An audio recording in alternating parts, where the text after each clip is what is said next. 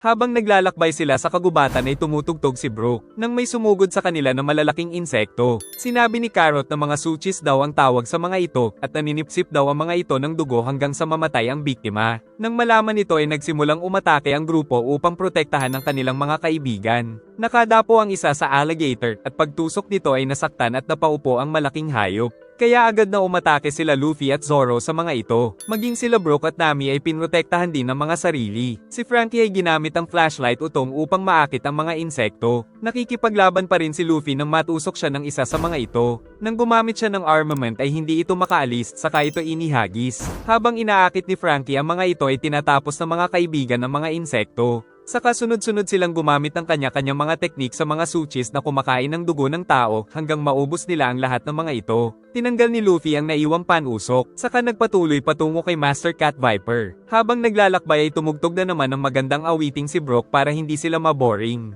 Hanggang sa makarating sila sa palasyo ni Master Cat. Ngunit nakita na wasak-wasak ang paligid. Napahanga si Luffy nang makita sa malapit ang whale tree. At natuwa ang mga mink nang makita na nandoon ang Straw Hat. Humingi ng tawad sila Blackback at Roddy sa pag-atake kay Luffy. Ang Captain of the Guardians na si Pedro ay nagpasalamat din sa Straw Hat Pirates. Giit ng bida na nais din nilang makita si Pekems. Sinabi ni Pedro na kailangan nilang ilihim sa mga mink ang nangyari kina Pekems at Sanji para hindi na sila mag-alala. Nais ni Chopper na tignan ang kalagayan ni Cat Viper. Kaya sasamahan daw siya ng reindeer mink na sexy kaya na-inlove sa kanya si Chopper. Pagpunta kay Master Cat ay naliligo na pala ito. Pinagalitan naman siya ni Chopper dahil baka bumuka ang mga sugat. Natuwa si Cat Viper nang makita ang mga pirata kaya niyakap sila Usopp at Robin. At nang may tumalbog na bola ay parang maamong pusa itong naglaro. Pero nasaktan siya dahil bumuka ang mga sugat. Kaya dinala nila ito sa kama. Inihanda ni Chopper ang malaking injection. Inutusan nito si Robin na ipakita sa kanya ang foxtail na halaman, saka inutos kay Chopper na gawin ito habang distracted siya sa paglalaro. Pagtusok ni Chopper ay sari-saring emosyon ang naramdaman ni Master Cat.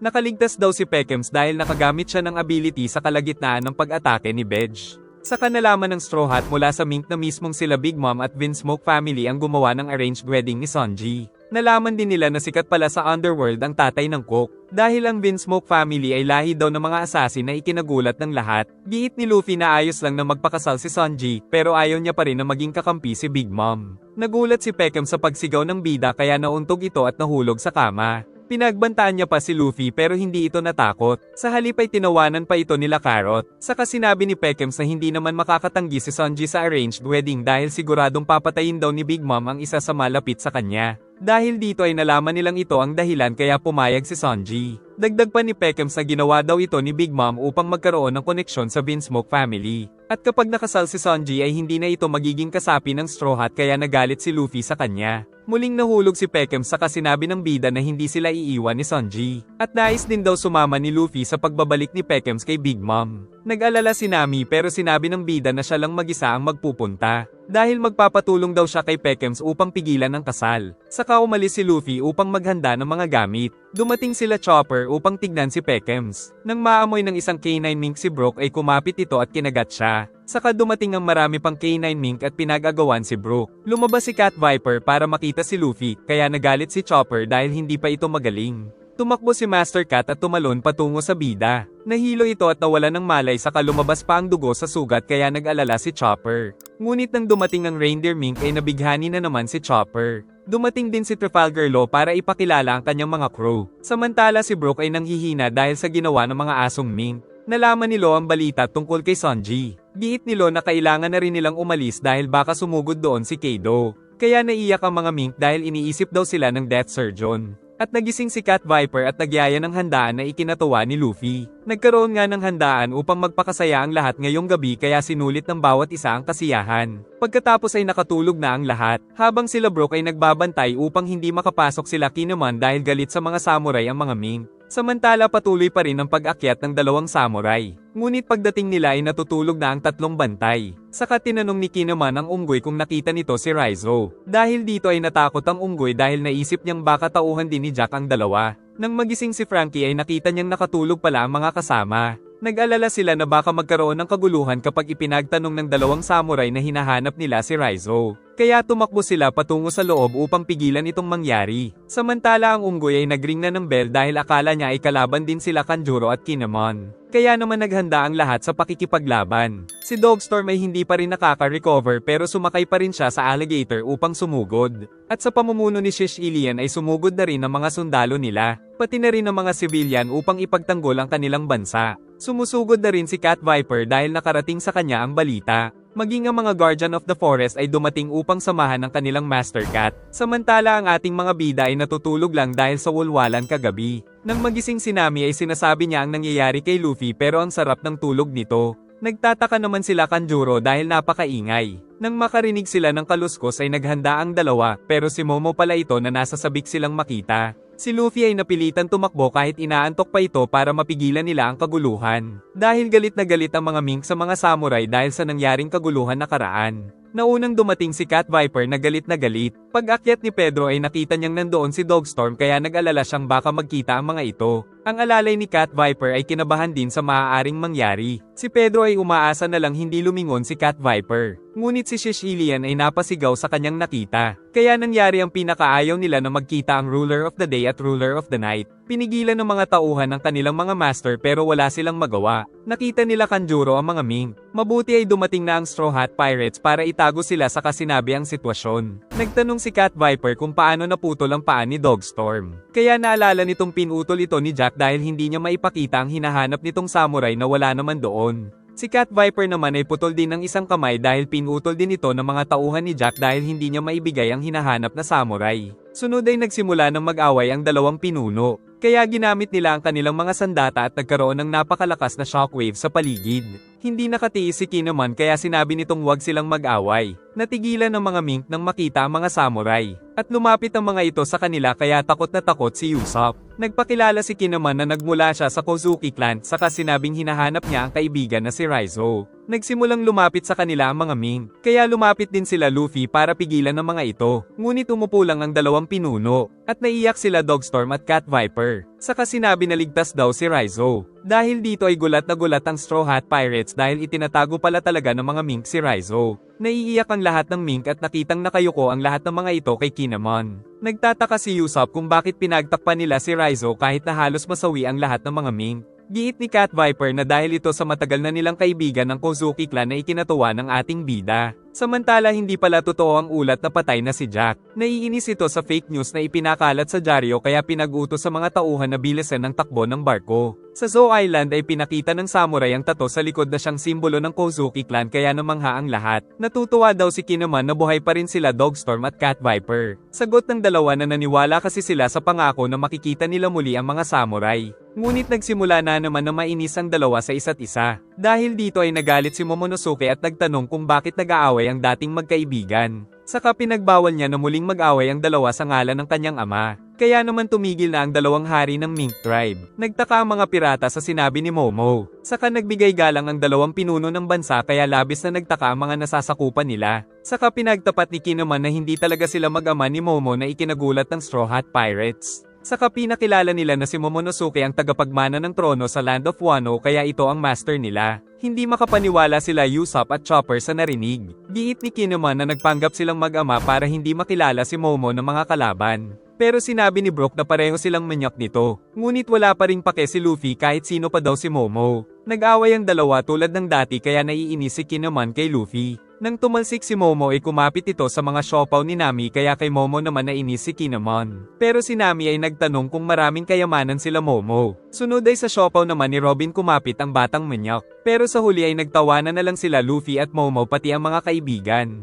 Natutuwa ang dalawang hari nang makitang masaya si Momo. Ngunit magkagalit pa rin sila. Pero para kay Momonosuke ay nagpasya ang dalawa na hindi na mag-away. Namangha ang mga mink nang makita na nagkabati na rin ang mga hari ng Mink Tribe na ikinatuwa ng mga ito. Saka nagwisik ng tubig ang elepante sa likod nito kaya nagkaroon ng napakagandang rainbow na nakita ng lahat. Sunod ay naglakbay sila patungo kay Raizo. Kaya habang umaakyat sila sa Whale Tree ay excited na sila Chopper at Luffy na makita ang ninja. Pero si Momo ay naiirita dahil may mga naririnig daw siyang boses sa Whale Tree katulad ng tatay nitong si Oden. Binuksan nila ang lihim na lagusan sa Whale Tree at nakita ang napakahabang hagdan. Masaya silang naglakbay patungo sa ibaba. Dahil excited silang makita ang ninja ay napatakbo ang ilan sa kasapi ng Straw Hat Pirates habang iniisip ang mga cool na kakayahan nito. Pero nang makita nila si Raizo ay nasaktan sila sa nakitang realidad. Nakakadena pala si Raizo dahil nais daw nitong ibigay ang sarili kina Jack. Nang dumating sila Momo ay natuwa ang ninja. Tinanggal ni Kinemon ang kadena nito pero nakabusangot ang mukha ni Luffy dahil sa disappointment. Agad na nakita ni Robin ang simbolo ng Kozuki clan. Pati na rin ang kulay pulang poneglyph na nandoon. Giit ni Dogstorm na alam niyang nababasa ito ni Robin. Kaya natuwa si Robin at nilapitan ito para basahin. Nagtataka si Raizo kung bakit tinititigan siya ng mga pirata. Saka nakiusap ang tatlo na magpakita si Raizo ng mga ninja skills. Nagtataka ang ninja kaya sinabi ni Frankie na lahat ng lalaki ay nais makita ang mga teknik niya. Saka nagsabi pa ng iba't ibang request ang mga ito na nais gawin ng ninja. Kaya nainis si Raizo at sinabing huwag ipagawa sa kanya ang mga ninja fantasy nila kaya nalungkot sila Luffy. Giit ni Raizo na hindi para sa entertainment ang mga teknik niya. Ngunit natakot nang makitang seryoso ang lahat dahil ayaw niyang pagbigyan. Dahil dito ay napilitan siyang gumamit ng ninja technique kaya ito naglaho. Tapos lumabas siya sa likod ni Usopp. At gumamit siya ng napakaraming Kage Bunshin technique. At hinamon si Luffy na hulihin siya. Nahuli ni Luffy ang isa sa mga ito pero isa palang punong kahoy. Sunod ay tumalon-talon siya at gumamit ng maraming shuriken. Saka tumalon ng napakaraming shadow clone nito patungo sa katawan.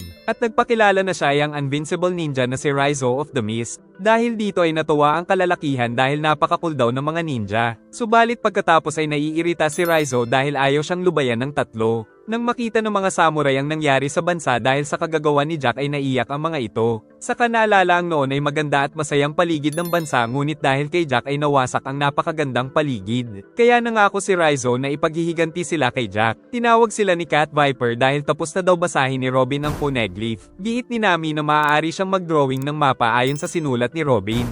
Ayon kay Dogstorm na ang Redstone ay ang guide patungo sa dulo ng Grand Line. Sinabi ni Cat Viper na ito ang tunay na binabantayan ng mga Guardians. Naalala ni Robin kung Raftel Island ang tinutukoy ni Dogstorm. Kaya si Luffy ay di makapaniwala na nasa harap na nila ngayon ang susi para maging King of the Pirates. Ngunit sinabi ni Dogstorm na merong 4 na redstones. At bawat redstone ay may kanya-kanyang tinuturong lokasyon, kaya kapag nahanap ang 4 na lokasyon ay makakabuo ng X-mark kung saan sa gitna nito ay nandoon ang maalamat na Raftel Island na tanging sila Gold Roger pa lang ang nakapunta. Excited na si Luffy na bawiin si Sanji upang magpatuloy sa paglalakbay. Giit ni Cat Viper na hindi masamang ideya na magtungo muna sila kay Big Mom dahil nandoon daw ang isa sa road poneglyph. At ang isa pa ay hawak daw ni Kaido na ikinagulat ng mga kasama pero ikinatuwa pa ni Luffy. Giit nila Usopp at Chopper na halos maihi sila kapag naiisip na kakalabanin nila ang mga Emperor. Mabuti ay sinabi ni Cat Viper na pwede naman nilang palihim na kopyahin ng text na nilalaman ng poneglyph. Kaya naisip ni Usopp na pumasok sila ng palihim at gawin ito upang makuha ang text.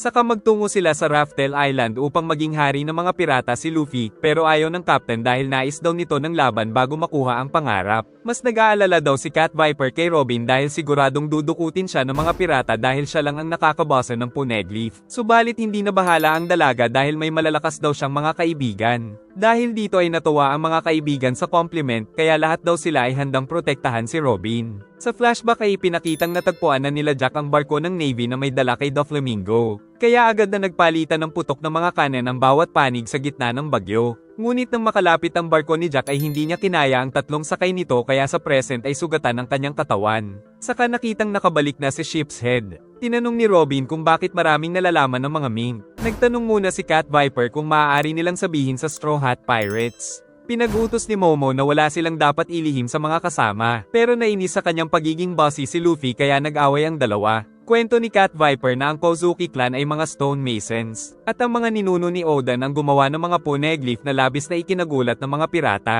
Tinanong ni Luffy kung nababasa din nila ito. Giit ng mga samurai na kasama daw sa tradisyon na ituro ang kaalaman sa tagapagmana ng trono. Pero bago daw ito maituro ni Oden kay Momonosuke ay may nangyaring hindi maganda. Napaiyak ang lahat nang maalala ang mapait na nakaraan. Dahil si Oden ay tinapos daw mismo ni Kaido sa loob ng Wano Kingdom. Dagdag pa ni Kinemon na si Oden ay isa pala sa crew ni Gold Roger kaya nakarating na rin ito sa Raftel Island na ikinagulat na naman ng lahat. Nagpatuloy sa pag-iyak si Momo nang maalala ang kanyang ama. Naalala ni Robin ang nawawalang kasaysayan kung saan pagkatapos nito ay nabuo ang world government. Ipinagbabawal din ng world government na alamin ang nangyari sa naglahong kasaysayan na ito, kaya naman pinatay si Professor Clover, pati na rin ang buong Ohara Island ay winasak dahil na lamang nagre-research sila tungkol dito. Tinanong ni Usopp kung alam nila ang sikreto ng Void History. Giit ng mga samurai na hindi sinabi sa kanila ni Oden upang protektahan sila, gayunpaman ay hinahunting pa rin daw sila ng mga nais ng impormasyon kaya kailangan nilang lumaban. Saka naalala ang mga iniwang salita ni Oden na buksan daw nila ang Land of Wano,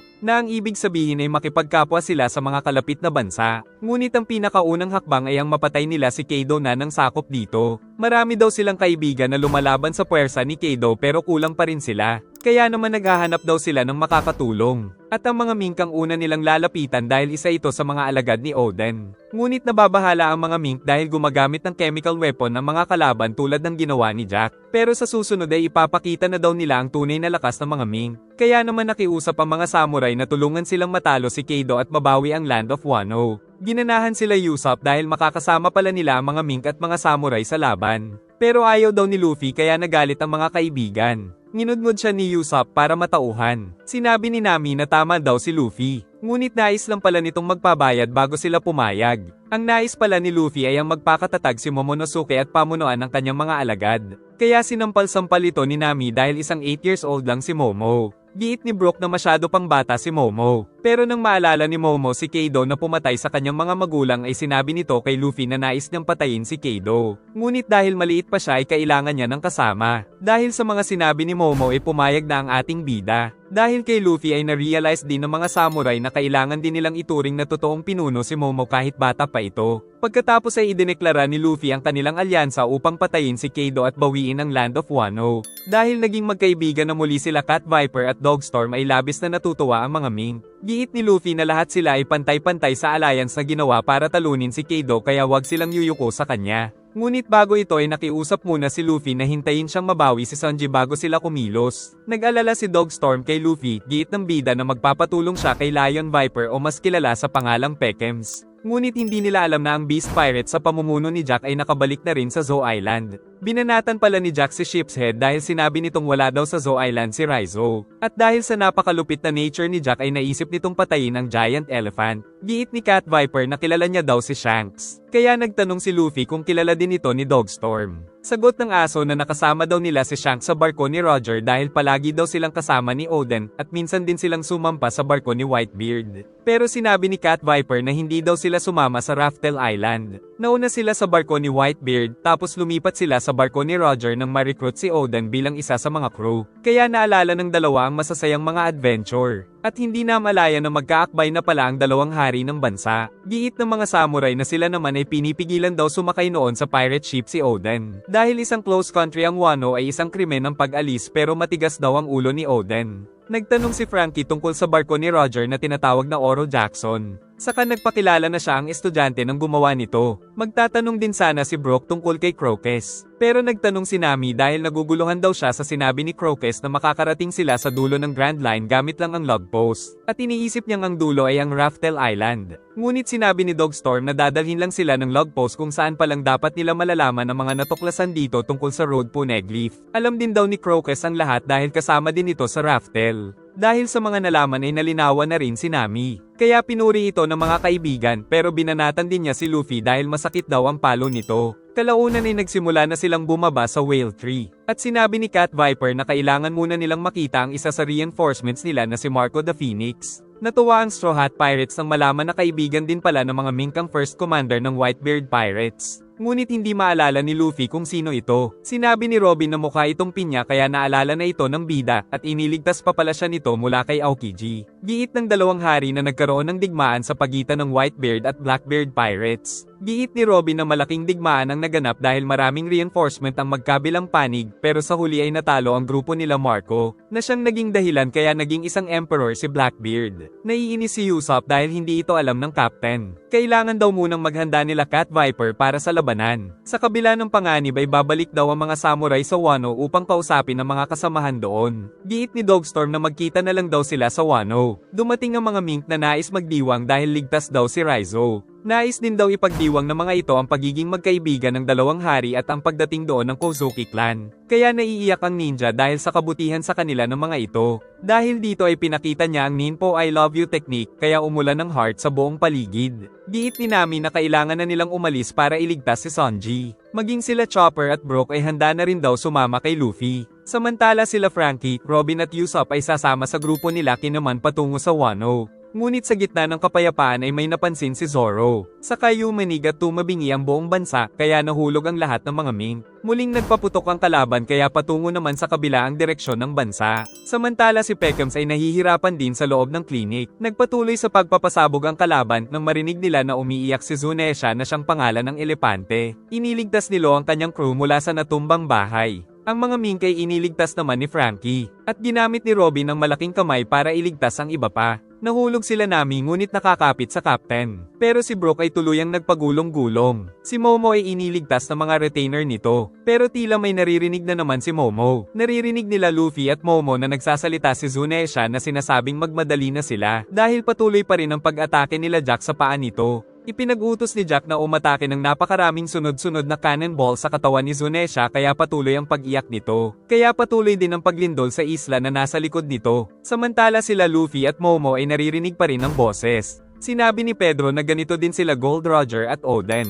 Ang isang mink ay muntik ng mapisa ng bahay ngunit dumating si Frankie para iligtas ito. Maging ang mga puno ay nagsitumba kaya hiniwan na lang ito ni Zoro. At naglagay ng mga shuriken si Raizo para hindi na gumulong ang mga ito. Subalit patuloy pa rin ang pag-iyak ni Zunesha. Si Momo naman ay sumasakit na ang ulo sa naririnig. Saka nakita niya si Jack sa ibaba gamit ang hockey. Kaya nalaman nilang inaatake nito si Zunesha. Agad na naniwala sila Dogstorm sa sinabi ni Momo. Pinaghanda nila ang kanilang mga tauhan at mabilis na sumugod para pigilan si Jack. Narinig ni Momo na nag-aalala daw si Zunesha sa kanilang lahat. Kaya nalaman ni Momo na ang naririnig niyang boses ay sa elepante. Malapit nang mag-collapse ang Big Elephant dahil sa patuloy na pag-atake ni Jack. Kaya nang hihingi ng permission si Zunesha para lumaban. Giit ni Luffy na utusan ito ni Momo na lumaban dahil kapag natumba ito ay katapusan na nila. Patuloy pa rin sa pag-atake sila Jack kaya napilitan si Momo na ipag-utos na lumaban si Zunesha. Pinakinggan nito ang utos ni Momo. Kaya ginamit ng napakalaking elepante ang mahaba nitong ilong upang mapatalsik sa ere ang mga barko ng kalaban. Tapos muli itong umatake at pinalo ang mga barko ng napakalakas gamit ang mahabang ilong kaya tuluyan ng natalo sila Jack. Dahil dito ay naging mapayapa na ulit ang Zou Island. Saka nagtungo ang unggoy sa mga kasama upang ibalita ang ginawa ni Zunesha sa mga barko ni Jack. Ngunit sa Wano Kingdom ay nakarating kagad ang balita kay Kaido na naglaho ang komunikasyon kay Jack.